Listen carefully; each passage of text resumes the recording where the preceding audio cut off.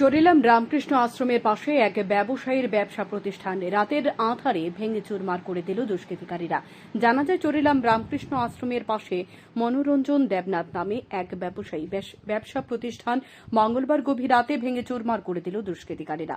এই ব্যবসা প্রতিষ্ঠানটি ছিল মনোরঞ্জন দেবনাথের সংসার প্রতিপালন করার একমাত্র উৎস।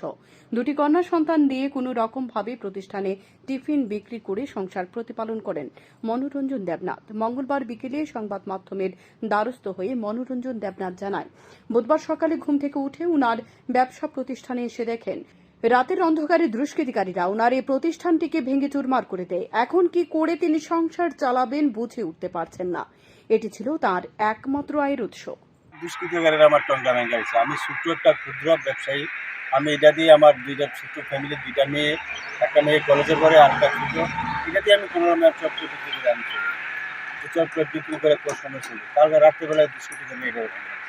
এটা আমার বাড়ি হচ্ছে চরিলাম রামকৃষ্ণ আশ্রমের কাছে। আমি সরকারের কাছে এই দিকে পারতো না যে আমার অপরাধে কি, আমার যাতে এই যে ভাঙছে এটার যে আমার যে আমাকে সাহায্য সহায়তা করলে আমি একটু উপকৃত হন। এরা আমার চলার মতো বা তারা আমার কোনো রাস্তা নাই।